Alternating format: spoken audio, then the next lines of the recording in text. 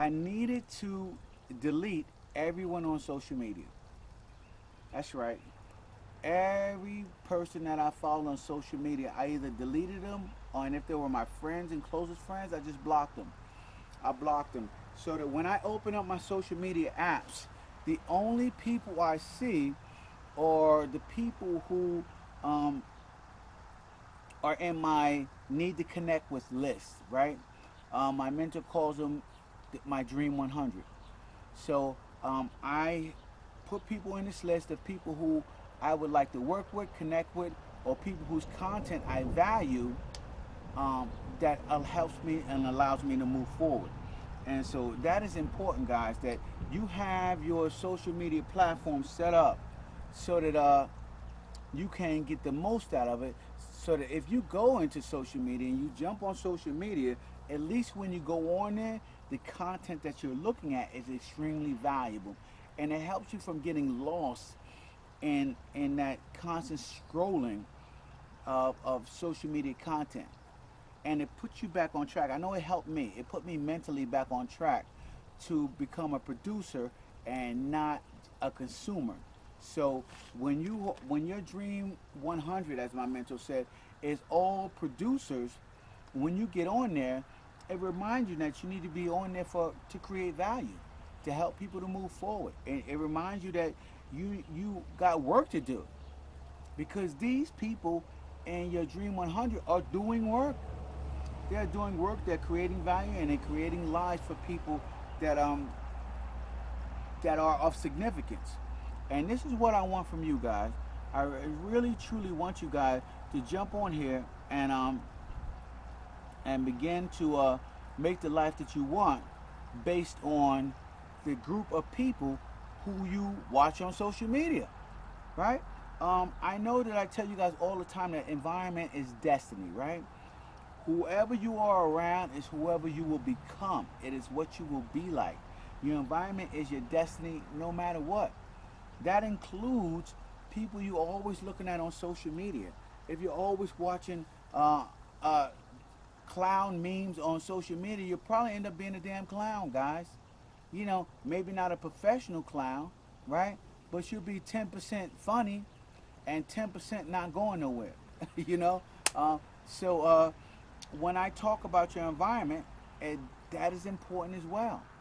You know, because a lot of us aren't consumed with people, but we're consumed with the content that we take in.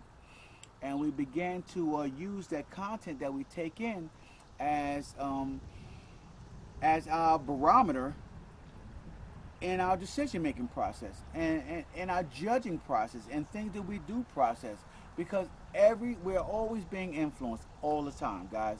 That's what I want you guys to understand. We are always being influenced by something, right?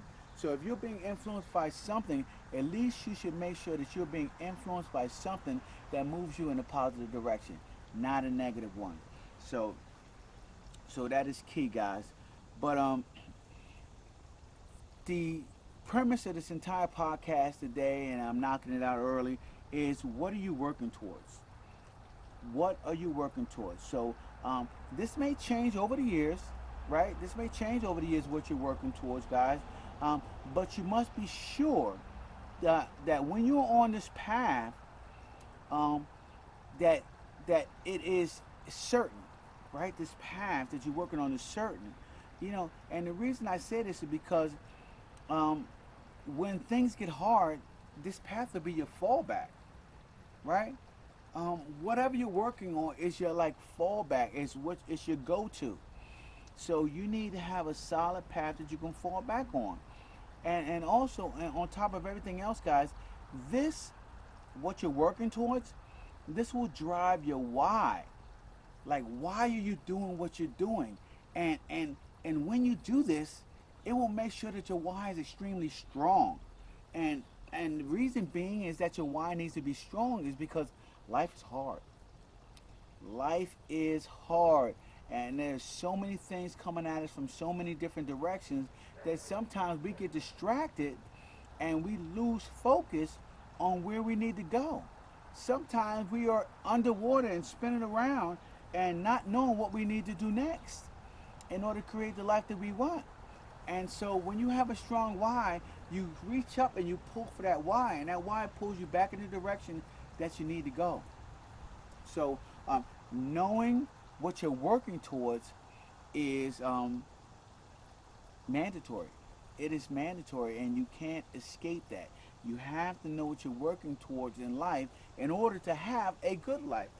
And I'm telling you guys, if you truly, truly focus on what you're working towards, you will have an extraordinary life. An extraordinary life, because you will always be moving toward what you're working towards. Always. Okay? Tons of things will come your way to distract you, but as you go back and forth on different things, you'll come back to what you're working towards. So I suggest that whatever you're working towards, it is written on your mirror, okay, where you brush your teeth at every single day. Look at it and read it every single day, so that when you're not achieving that, you feel it. You feel it deep and emotional, deep down inside your gut, right? Um, One of the things that were very important to me, that when I was doing bodybuilding contests, I put all my goals of what I wanted to achieve on my mirror right in front of me, right? And in putting them right in front of me, every morning I woke up, right, brushing my teeth, and every night when I went to sleep, brushing my teeth, I knew that I needed to make sound decisions to have the physical body that I wanted. And guys, it is important because it was something I saw every day. So I looked in the mirror, I saw myself, I saw where I was at. I'm brushing my teeth, and then I read the direction I needed to go. And so this works for everything in your life, whether it is business, whether it's personal, whether it's relationships. Write it all down, put it on paper, and truly put bullet points on your mirror, a little list of bullet points on your mirror, and make sure that it guides you in the direction that you want to have a better life, guys. It is, I found that it works not only emotionally, I think it works subconsciously, because it continually guides me in the direction where I need to go to create the life that I want.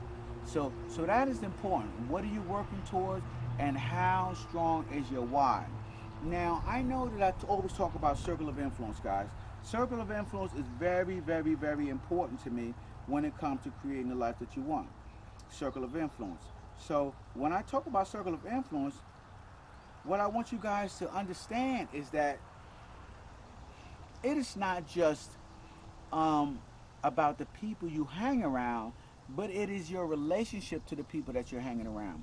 And my mentor asked me this question, a few questions, about three, and these three questions pretty much shaped and mold the future of how I would hang around people, and my decisions that I made when I chose to hang around certain people. And my mentor told me this. He said, it was like Blue. He said, these people you're hanging around, why do you hang around them? Okay? And so my answer to him, some of them were fun, and some of them, you know, I really didn't know why I hung around them. They were like, as with many other things, they were the lowest hanging fruit. They didn't expect anything from me, and I didn't want anything from them, so we just hang together out of default. So sometimes people are in relationships out of default. Sometimes people live their entire lives in default dealing with other people. So I want you guys to understand that our default in life is the lowest hanging fruit. And I don't want you guys to get caught up in thinking that that is a decision. That is not a decision. That is something you fell into because it was the lowest groove, and you slid right into that groove, and that's what you did, and that's who you became. So it is not, you did not make that decision to hang with people. That decision was made for you because it was the lowest hanging fruit. So understand that, guys, when you are making a decision to be around a certain group of people. So that was the answer that I had for my mentor, and it wasn't a good answer. So he gave me some follow-up questions. You know, he asked me. He said, "All the people you hang around, fun. Are you hanging around them because they're fun to be around?" And so, out of all the people that I hung around, maybe one or two were fun to be around, but the rest was not. And that was not the